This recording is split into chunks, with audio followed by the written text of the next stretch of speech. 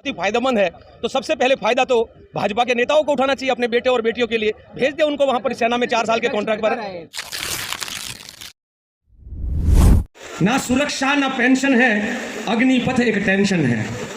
ना सुरक्षा ना पेंशन है, अग्निपथ एक टेंशन है। पूरे देश में आज टेंशन है, युवा के मन में टेंशन है। एक और जो नारा है इन्हीं के साथ, ये सवाल इनको ये उठता है कि इनको अपनों से क्या दुश्मनी है। ये जो नारा है, क्या दुश्मनी है अपनों से, क्यों खेल रहे हो सपनों से।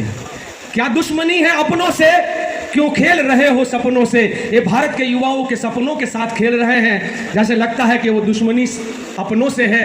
कहीं और भड़ास निकालते चाइना और पाकिस्तान में तो कोई बात नहीं, पर अपने भारतवासियों के सामने ये जिस प्रकार से आज खेलते हैं। एक और नारा है, जिनको जेलों में होना चाहिए वो आज महलों में है। जिनको जेलों में होना चाहिए वो आज महलों में है। और इसी के संदर्भ में, और आप सब जानते हैं, जो देश में कभी तड़ीपार हुआ करते थे वो आज पूरा का पूरा देश को संभालने का, और देश को देखते हैं तो क्या हाल होगा, बहुत ही स्वाभाविक है। तो मैं उसको मैं कहना चाहूँगा, महलों में दंगाई है और सड़कों पे सिपाही है। महलों में दंगाई है और सड़कों पे सिपाही है। हमारे देश के आने वाला जो भविष्य के सिपाही, और बेशुमार महंगाई है, वो महंगाई की मार से तो पूरा का पूरा, और उसके लिए तो एक नारा है दीपेंद्र जी, वो कहते हैं कि मोदी तेरे शासन में आग लगी है राशन में। मोदी तेरे शासन में आग लगी है राशन में। और जिस प्रकार की आग, और वो आग राशन से चलती हुई आज देश की हर ट्रेनों में, कहीं कहीं पुलिस थानों में, भाजपा के डेप्यूटी सीएम के घर तक वो आग पहुंची है। तो ये जो आग लगाने का उनका बहुत पुराना जो एक्सपीरियंस है, संघियों को जो ट्रेनिंग मिलता है, वो आग आज पूरे देश में लगी है। एक और जो नारा है कि अग्निपथ है क्या, अग्निपथ एक झांसा है, युवाओं का फांसा है। अग्निपथ एक झांसा है, युवाओं का फांसा है। लगता है युवाओं को कि किस तरीके से उनको फंसाया जाता है। हर युवा जो है वो आज परेशान है कि उनकी जो भविष्य के साथ खिलवाड़ कर रहा है। सब लड़ेंगे लो शपथ, सब लड़ेंगे लो शपथ, षड्यंत्र है अग्निपथ।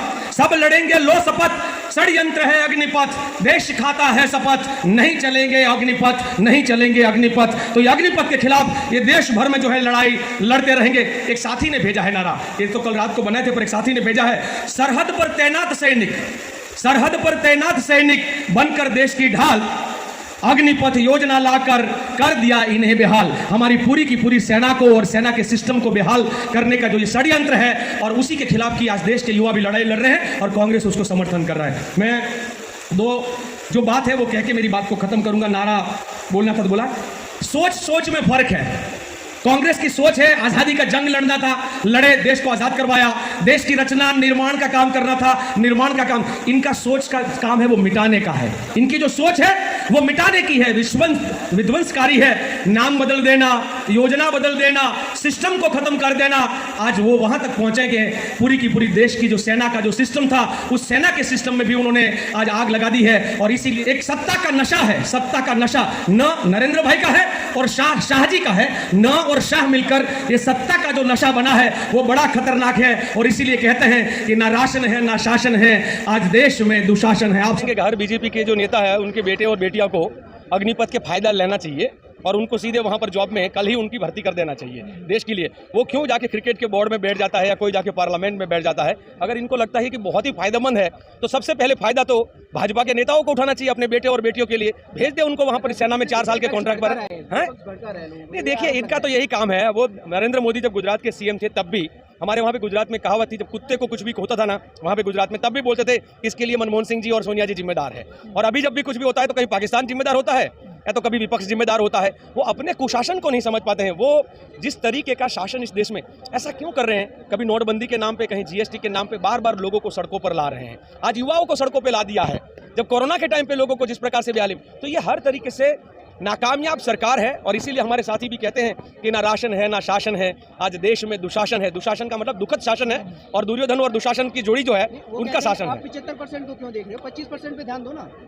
25% को सिलेक्ट जो किया जा रहा है। ये 75 और 25 वाली बात, उनकी 80 और 20 वाली बात, ये लोगों को बहकाने की बात। मुझे लगता है कि जब आप बात करोगे स्वास्थ्य और रोजगार की, वो बात करेंगे मंदिर और मस्जिद की। जब आप बात करोगे भूखे और नंगों की, वो बात करेंगे भारत और पाकिस्तान की। ये इनकी सोच है, लगातार मुद्दों को भड़काओ और जो है वो लोगों को अपने मुद्दों से भटका दो। भारत किसी भी देश का कोई भी देश जब विश्व में सबसे विकसित देश हो दुनिया के कई देशों में, तो शिक्षा, स्वास्थ्य और सुरक्षा, ये तीन चीजें जो है वो आप आउटसोर्सिंग करके और किसी के हाथ में व्यापार के लिए नहीं दे सकते हैं, वो देश का भविष्य बर्बाद कर सकते हैं। ये भी कह रहे हैं कि 4 साल के अंदर 20 लाख रुपए मिल रहे हैं। रिटायर्ड सैनिक तो खुल के बोल रहे हैं कि भाई इस प्रकार से देश के भविष्य के साथ खिलवाड़ मत करिए। कुछ जो उनके पेड वर्कर होंगे वो आप देखते हैं टीवी में 1-2 लोग पेड बैठते हैं, अब उनके बोलने से देश नहीं बोलता है। देश के हर व्यक्ति, मेरे को कल मैं 2 पुलिसकर्मियों के साथ, सीनियर पुलिसकर्मियों के साथ बैठा था, बोले साहब ये बहुत बड़ा खतरा हो जाएगा देश के लिए। कैसे कि जिस कार्यकर्ता का, जिस सैनिक का 4 साल के बाद उसका भविष्य नहीं है, वो क्या सोचेगा देश के बारे में? वो देश के लिए जान कुर्बान करने के बारे में सोचेगा कि अपने परिवार के बारे में सोचेगा? राष्ट्रभक्ति जिनके अंदर खून में भरी हुई हो, आप उनके साथ भी खिलवाड़ करना चाहोगे तो गलत बात है। नहीं, ये भी कह रहे हैं कि 20 लाख रुपए दिए जाएंगे 4 साल में। ये रोज बढ़ाते जाएंगे। अभी देखिए, पहले बोले थे कि आपको पेंशन मिलेगी, पेंशन नहीं मिलेगी, फिर उनको बोला कि नहीं अब आपको लोन मिलेगी। मैं बोला कल जाके अमित शाह और मोदी भी बोलेंगे आप अपने आप को गिरवे भी रख सकते हो, जैसे गुजरात में भी एक SIR का एक्ट लाए थे। तो ये जो है वो रोज एक नया पैकेज खोलते जाएंगे। इनको लगता है कि देश की सेना और सुरक्षा पैकेज में चलती है। देश की सेना, सुरक्षा और देश जो है वो पैकेज में नहीं चलता है। देश के लिए एक जज्बा होता है। आप जज्बे को भी बेचना चाहोगे तो ये नहीं संभव होगा। अग्निवीर बनकर जब बाहर आओगे तो बहुत मौके मिलेंगे।